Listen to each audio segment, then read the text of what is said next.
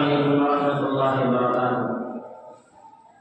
الحمد لله وكفى وسلام على عباده الذين اصطفى.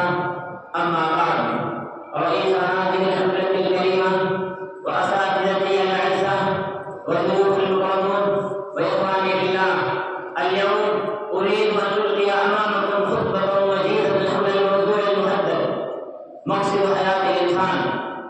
إخوتي وزملائي، فقد قال الله تعالى: فأعوذ بالله من الشيطان الرجيم، بسم الله الرحمن الرحيم: أفحسبتم أنما خلقناكم عبثا وأنكم إلينا لا ترجعون. صدق الله العظيم. أيها الإخوة، إن الله تبارك وتعالى لم يخلق هذا الإنسان لهوا وعبثا من دون هدف ومقصد، بل خلقه لغرض عظيم وهدف كبير ومقصد نبيل، وهو كما قال الله عز وجل: وما خلقت الجن والإنس إلا ليعبدون.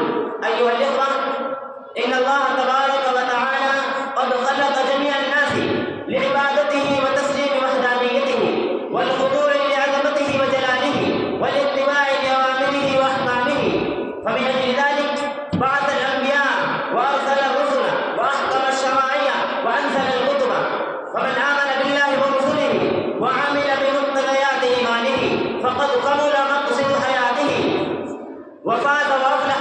وبالعكس من ذلك، من لم يعمل بأحكام الشريعة واتبع هواه لم يحقق غاية وجوده.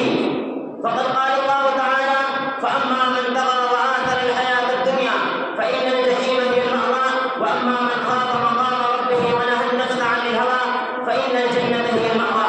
أيها الإخوة، تفكروا أن جميع ما في الكون مشغول بحمد الله وثنائه ومنهمك في تسبيحه وتقديسه.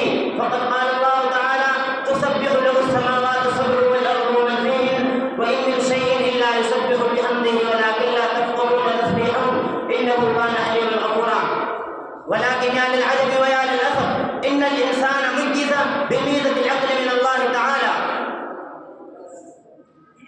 ولكن يا للعجب ويا للأسف، إن الإنسان مجز بميزة العقل من الله تعالى، وأعطي ما أعطي من النعم الوافرة والآلاء المتواترة صباحا ومساء ليلا ونهارا.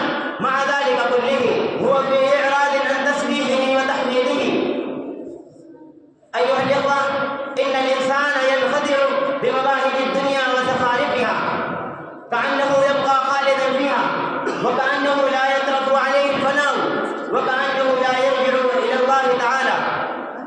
ويقول القرآن تنبيها لهذا الإنسان ويسأله: أفحسبتم أنما خلقناكم عبثا وأنكم إلينا لا ترجعون. نعم أيها الأحباب، إنكم ترجعون إلى الله تعالى وتحاسبون على أعمالكم، فيجزى محسنكم جزاء حسنا ويعاقب مسيئكم عقابا شديدا.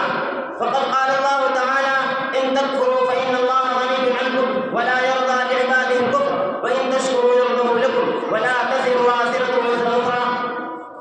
من هنا يلزم على كل إنسان أن يفكر في مقصد حياته ويستعد لما بعد الموت استعدادا كاملا. أخيرا